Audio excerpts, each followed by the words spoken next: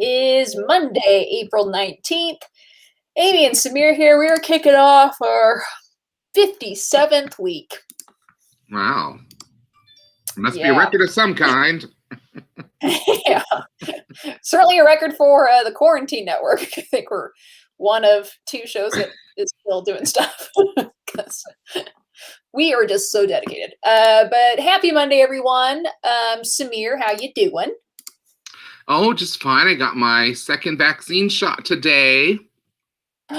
You did? I did. So I'm all done. Nice. I'm getting my first one on Saturday. So still a little ways for me, but that's exciting. As Luke commented here, hello, Jacob. Yes.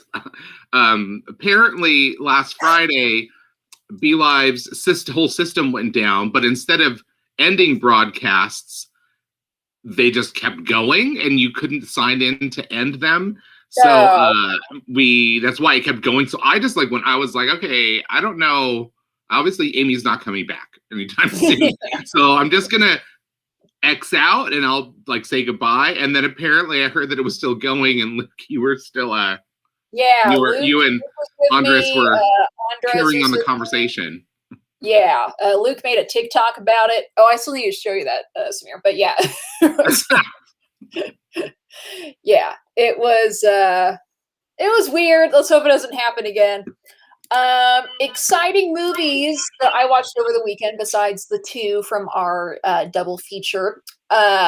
Yes, Luke made a TikTok worthy of me following. Good job. I watched The Father, which is now with seeing The Father, I have seen all the movies nominated for Best Picture. You know, the Oscars are coming up on Sunday. Mm-hmm. I did really enjoy The Father. The Father, if theaters are open, you should be able to see it there. Otherwise, it is a premium rental. It is a $20 rental. But after having gone to the movies a couple times since they've been open around here, that's way cheaper than when my dad and I go and buy. You know, it's a nicer theater. We get food, we get drinks. It's like $100 a day. So $20 was okay, yeah, we'll watch it, and it was pretty good. I do recommend it. I don't think it's going to win anything. Anthony Hopkins was so good. I'd say if anything, it's worth watching for him. It's just a really, he's still acting. He's up in years, and he's taking the roles that he can. That's a role that young people can't necessarily do that role, unless with old age makeup. Right. Yeah, it is based on a play. I didn't really feel that. As soon as I saw that in the credits, I was like, uh-oh, what's this going to be like? But it was good. The way they did it was really interesting.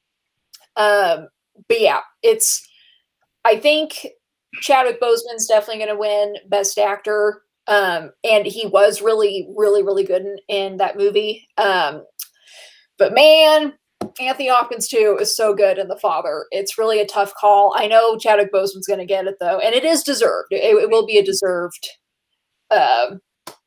win for Chadwick Boseman. But I will wait until I've seen all the movies to say that myself. I think that older actors tend to get discounted a lot when it comes to who's the best actor. It's almost like the same way that gay actors are thought of as not acting because they're playing gay.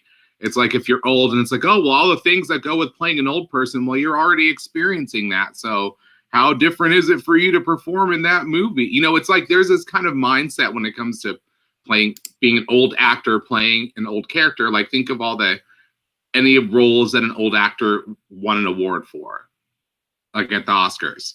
It's almost always oh, well, here's your pity Oscar because we haven't given you one all these throughout your whole career. Yeah. Geraldine Page even though Geraldine Page was, by all accounts, she's a titan in the world of acting, multiple award-winning wins in every medium of acting that you can do.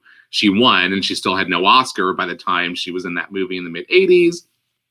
But I always get that feeling like it's like every now and then, the only times that an older actor wins is when they're like giving them, they're like, sorry, we didn't give you anything. Like Christopher Plummer, when he won his supporting actor Oscar, that's like after a lifetime of being in the business and having never won one. And like, okay, we don't have that many chances left.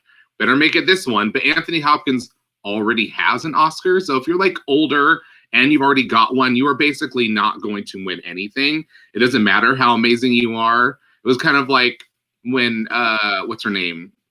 Well, I think I mentioned this before, when Jennifer Lawrence won her Oscar and she beat Emmanuel Riva, who at the same age as Jennifer Lawrence was demonstrably a better actress than her at that age, and now like 50 years later is like that much better of an actress than her.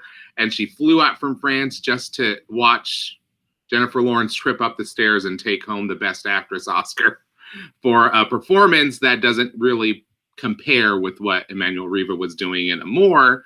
It just seems to always happen. I don't know why that is. I feel like when you get to be that age and you're actually a great actor, you should still be able to win one, you know, even if you've had one before, if your performance was that good. Yeah, but it was good, but I haven't seen it will either movie. Yeah. But yeah, no, I just get that impression they'll take a lesser performance from a younger actor because there's more there. But Chadwick Boseman is like a special case. Sorry for the sounds. It's been a busy day in this part of Berkeley. Yeah, there's some construction going on in my neighborhood. Lots of but it's, you know, we'll see what happens. But I'm pretty sure Chadwick Boseman's going to win, and again, I think it will be deserved. But it's just unfortunate for Anthony Hopkins that it was this year. It looks like he did just win a BAFTA for it. So he's getting some recognition for that role, which is really good. But let's move on. Just not in the U.S. Yeah. So on Friday, amidst the fiasco of our live stream, we were talking about achievement in makeup at the Oscars. And the two movies that we picked for our double feature are An American Werewolf in London and Pan's Labyrinth. Let's talk about An American Werewolf in London. This was the first winner of Best Makeup at the Oscars because, again, that award didn't come out until like 1983, 84 or something. So crazy. 81. Crazy. Especially when we get into, I think, today's movie. It's amazing that makeup wasn't honored for like almost like 60 something years at the Oscars. Yeah, because we're gonna watch another movie today that has a famous makeup moment, but I think I said on Friday, it's really because of the horror genre that this category exists at the Oscars, because there's a long history in horror films leading up to 1981 when this movie wins, that like are known for amazing creatures that they create and amazing makeup effects that were all practical, all these makeup effects are practical. They obviously can play some illusions in terms of how you edit the film, in terms of, blue screen, green screen. There's some options to do some things, but not a lot, very little. So almost everything you see in movies before CGI was like a regular thing. Like almost everything you're seeing is a practical effect. And that includes this film, where that transformation is, everything that's on that guy's body. None of that is a computer animated graphic. That is an actual effect with levers and gears and pumps and animatronic, pieces. There's a lot of insane ingenuity and creativity that went into creating that effect. But of course, beyond the werewolf, there's also all the dead people as ghosts that are in the movie. His friend, he's just like casually talking to him, and his face is, looks like it's been ripped apart. And I was really impressed by the makeup in this. I mean, even with it being like, it's good for the 80s. Like, I thought this was good any year. It was certainly cringy. It was definitely it's a gross out horror film. The rest of the movie I thought was fun. Again, I had never seen this before. I did think it was kind of weird how quickly he bounced back from finding out that his friend was killed. I don't think he ever really bounces back at all, because he keeps seeing him and he's You know, I it's guess. just Maybe we're maybe it's seeing 'cause he him sees at it, the he's like, "Oh, same okay." time that you see him falling for the nurse, but I don't know that he ever really recovers from that in this movie. He never seems like he's over it. It seems like it's something that's continually haunting him, and he wants to not acknowledge it because he's like, no, I've got this really great thing with this hot British nurse, and clearly we have like an actual connection, and he's like one of the few like non-toxic guys in an 80s horror movie. I was just like impressed the whole time. I was like, he is just like so adorable and charming, and I would totally date him if he wasn't a werewolf. But I liked that the linking together of like, you know, the carnality of his relationship and the growing beastliness that's going to dawn shortly. Of course, the moment that stuck in my brain forever is where he's in the zoo or whatever, and the little boy comes up to his mom, Mom, a naked American man just stole my balloons.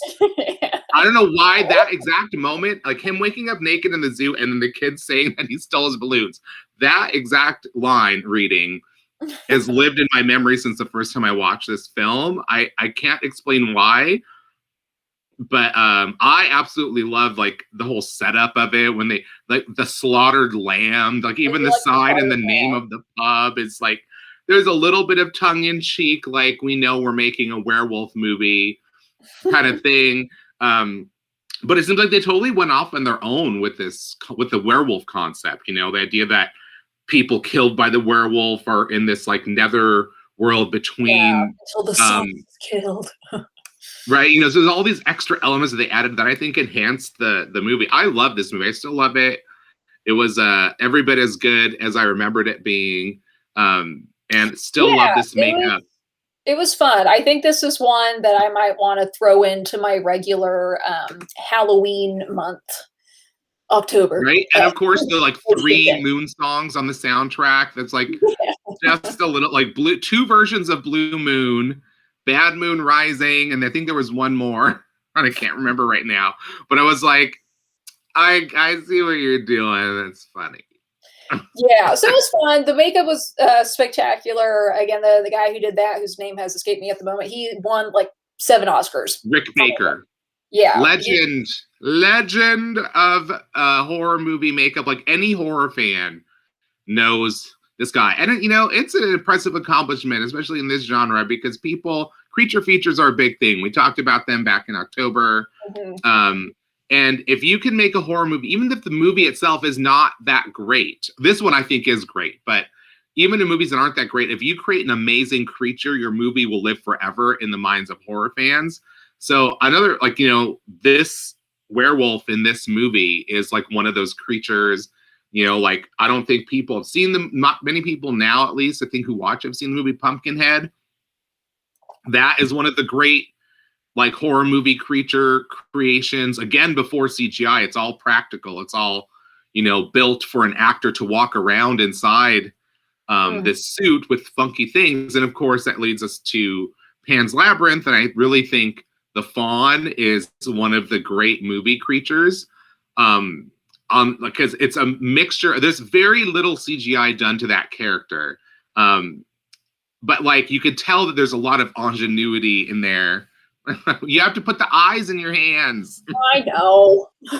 Eyeballs. You need the eyeballs.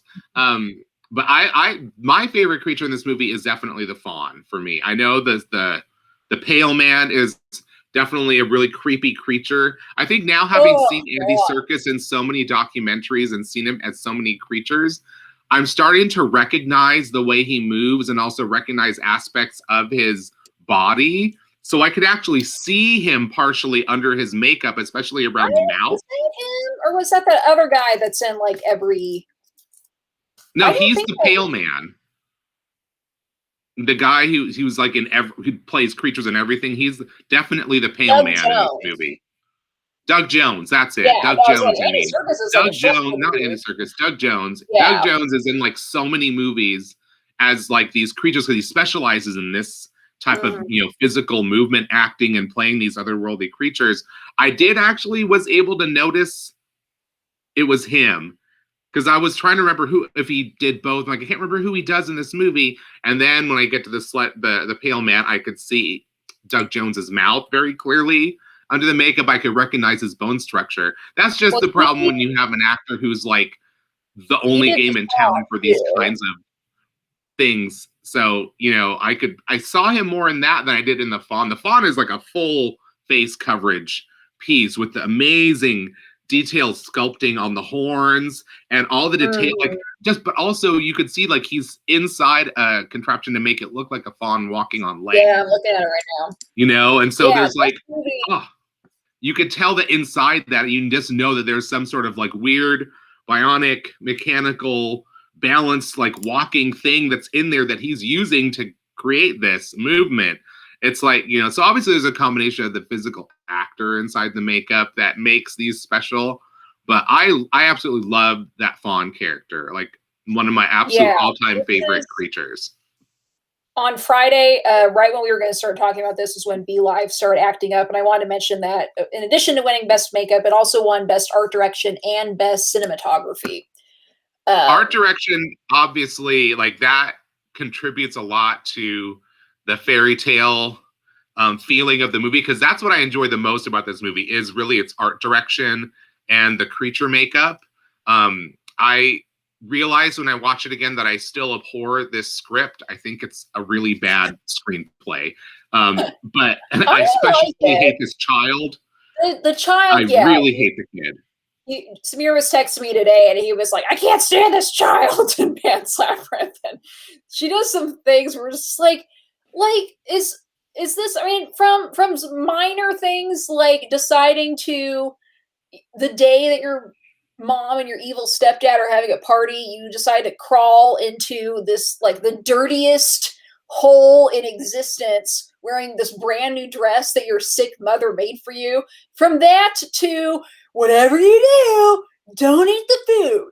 That's one rule. Do not eat the food. And what does she do? She eats a grape. Not just one grape, actually, 2 grapes. 2 grapes. And her little fairy friends die for it.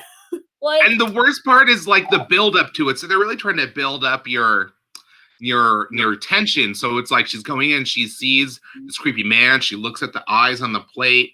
She looks at the painting on the walls of this pale man eating children. She looks over at the pile of shoes that belong to children who clearly came in and ate food in there. So she's clearly pieced together, okay, yeah, this guy's dangerous, I guess, you know, and she repeats these rules to herself before she goes in. She knows she has a time limit. And of course, that's the exact moment when she's like, you know what, I think I should I know I don't have much time to get back and I could be trapped in here forever with this thing. And I'm not supposed to eat this food, but I'm just going to not do anything that I was told right now.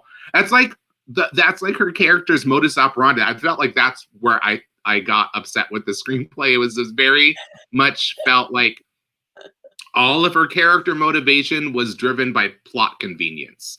Yeah, like, it's like, which is a problem for me. To accidentally wake up the pale man. Oh god, but his character design is just so disgusting, and like it's still like so gross. Even like his fingers, how they go from like this like pasty pale flesh to then like the red and then the like tips. The movements of them, you know. Yeah. Oh. When he's looking at her and he puts his hand out with the eye. This is like so many brilliant little things. Yeah, the mandrake also. Whenever I want to freak my dad out, I just go like this. He's like, no! But even, you know, that frog, I think that frog was also a makeup effects creation, because that looked like a practical effect. It wasn't digital.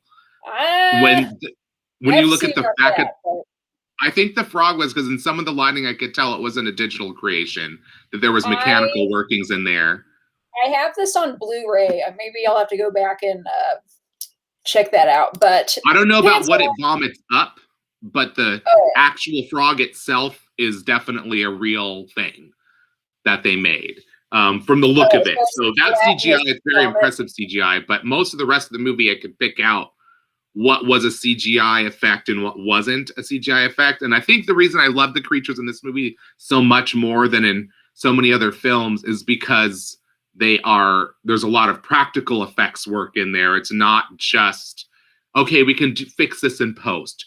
Just stand here with this green suit on and we'll add everything. It's not that. This is very much, they put a lot of effort into building these looks, and an actor had to learn how to act in them. And that is just magical to me. So I'm so glad that we squeezed in two horror movies in a double feature.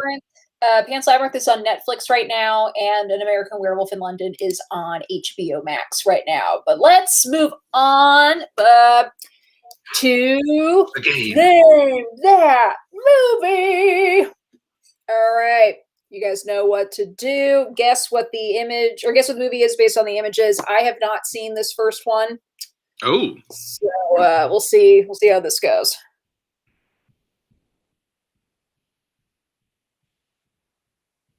Hmm.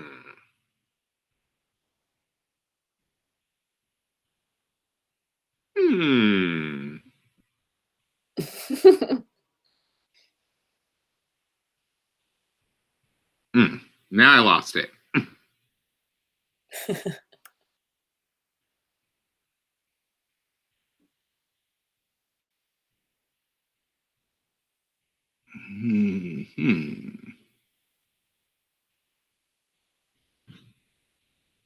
No, I don't think I know this one now. I thought I did. Oh, well, now I do. Yeah, this one, if you know what the movie is, and I know just because I know what the answer is, this should kind of give it away.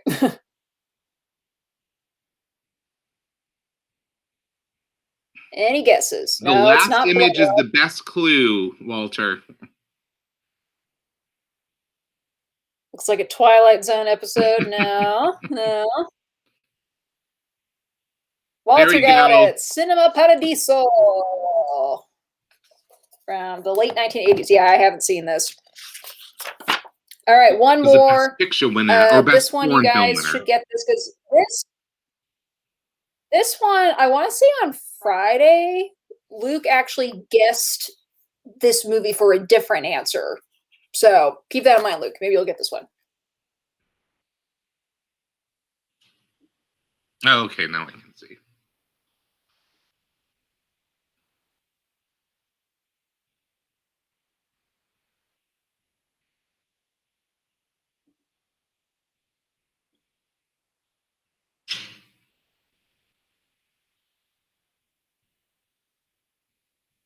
Oh, okay.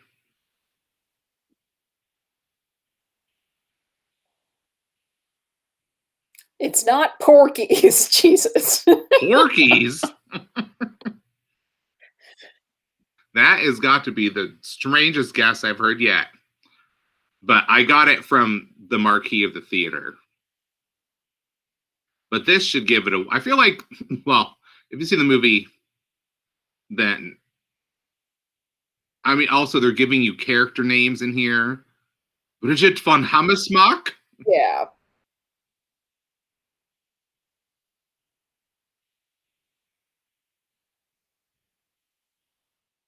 Yeah, these last two are... Drei Gläser. I did it right.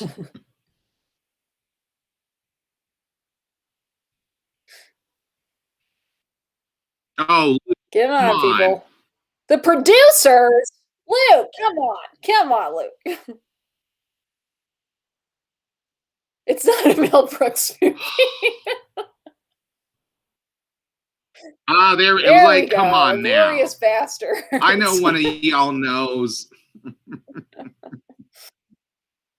Yeah, that's them peeking through the floorboards. We've got the Bear Jew. There's the French movie theater. This is the little bar they go down into. That's when they're playing that game. And then Bridget von Hammersmark. Guy looking in the hole made me think of Porky's. I guess that makes some sense. Although they're looking through slats in the floor, not a hole. But I see your point. All right, let's move on to today's Man Crush Monday. 2-time Best Actor Oscar winner and 2-time Best Actor Tony winner, Fredric March. I like this photo of him. Yes, it looks very nice. He was So Fredric handsome. March was born Ernest Frederick McIntyre Bickle on August 31st, 1897. He was born in Racine, Wisconsin. One problematic thing about him that should be addressed is that when he was in college, he went to University of Wisconsin at Madison.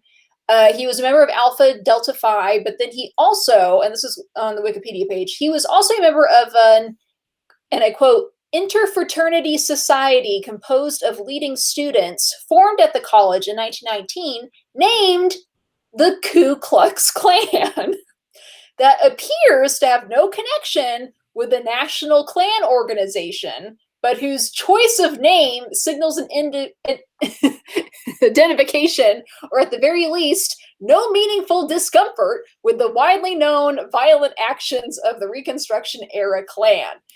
And it was with things like that that there was actually a theater that eventually was named after him at that university. And there was a petition recently, like of this like last couple of years, to get that his name taken off the theater because of this. So that's a little problematic. However, there are other things that he did in his life that would suggest that he is not racist. Well, I mean, yeah, I don't remember there being any stories from his actual career that go along with that. So, yeah, that's a weird thing. Like, did he start the fraternity and choose that name? Yeah, but there were other things. So wait, he started it and chose the name. I don't think he started it. I think he was just in it. The thing that he did start, though, in 1936, he co-founded the Hollywood Anti-Nazi League, along with Dorothy Parker and Donald Ogden Stewart and Fritz Lang and Oscar Hammerstein. So that's good. You know, he's anti-Nazi. Yeah. And he also, oh, well, this isn't really something that he did. But he was a huge Democratic Party supporter, and he was so Democratic that in 1938, and yeah, he was investigated by the House Un-Americans Activity for potentially being a communist, which would make him very anti-Nazi, I guess. Yeah. Walter's mentioned Walter Brennan. I believe Walter Brennan started his career as an actor. He did perform in blackface back in like the late 1890s, I believe, or the early 1900s. So I don't know if that's what you're referring to, Walter, but that's what I had heard about Walter Brennan before he became a legit actor and got real jobs. Well, please enlighten us. Anyway, so that's just something a little, you know, just want to address it. I don't know what could just be a simple poor name choice. Yeah, I'm very confused by that. With any fraternity that would have chosen that name. Well, like, it wasn't his frat. It was like some other little like club. I don't know. Yeah, I don't get it. But, you know, luckily that wasn't what he did with his actual life. Yeah, and we don't like to sweep problematic things under the rug, especially if we've committed to like, well, we're going to talk about this person, so let's talk about everything. But that's not that. But he didn't actually do anything in that case. Yeah, would suggest that he was not racist. I would hope. He served in World War I, and then he began his career as a banker. And it says, but an emergency appendectomy caused him to reevaluate his life. And in 1920, he began working as an extra in movies in New York City. His stage name came from it's a shortened form of his mother's maiden name. He appeared on Broadway in 1926, and by the end of that decade, he had signed with Paramount, a contract with them, and really just kind of got his career going. after, signing a contract 2 years later, he's already winning Best Actor for Dr. Jekyll and Mr. Hyde, which is the movie that we picked for today. That's the one he actually tied. That's one of the very few times at the Oscars where someone has tied. He tied with Wallace Beery for The Champ, although it does mention that March did get one more vote than Wallace Beery. I guess it was just so.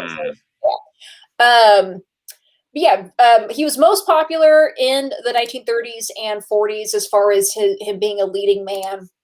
Really showed a wide range of things he could do. He was also, 1937, he was in one of the many versions of A Star is Born.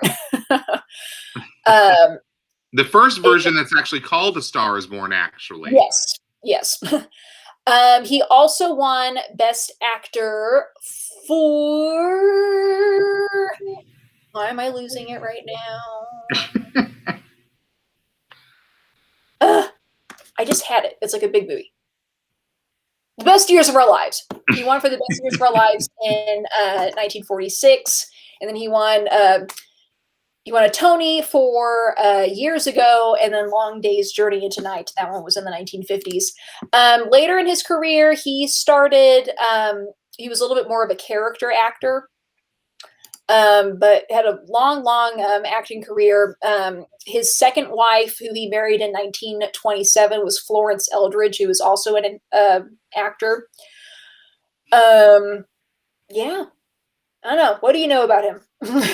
Wasn't he also married to Joan Crawford? Or was that French O'Tone? According to Wikipedia, he was first married to someone named Ellis Baker for 6 years in the 1920s, and then he married Florence Eldridge. So, yeah, no, he may have had an affair with Joan Crawford and not married her. But Joan Crawford did marry French O'Tone. That may be who I was thinking of. I knew him primarily because of the movie we chose for today. Dr. Jekyll and Mr. Hyde is pretty much like still considered the best performance of this role.